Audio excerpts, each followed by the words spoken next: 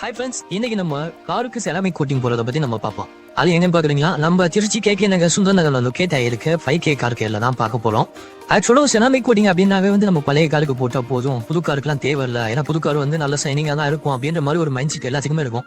ஆக்சுவலா அப்படிலாம் கிடையாதுங்க. நம்ம புது காருக்குமே செராமிக் கோட்டிங் போடலாம். செராமிக் கோட்டிங் பொறுத்தவரைக்குமே நிறைய ப்ராசஸ் இருக்கு. உண்மையா நம்ம காரை வாஷ் பண்றதுல இருந்து அது உள்ள இன்டீரியர் வைக்கும் கிளீன் பண்ணி, அது இல்லாம காரை ஃபுல்லா தொடச்சிட்டு அதுக்கப்புறம் தான் அந்த செராமிக் கோட்டிங் அப்ளை பண்ணாங்க. செராமிக் கோட்டிங் போறதுக்கு முன்னாடி பெரிய செராமிக் கிளீனிங் ஸ்ப்ரே வச்சு நல்லா ஸ்ப்ரே பண்ணிட்டு அதை தொடச்சிட்டு அதுக்கப்புறம் தான் செராமிக் கோட்டிங்கை அப்ளை பண்ண முடியும். ஃபைனலி செராமிக் கோட்டிங் அப்ளை பண்ணியாச்சு.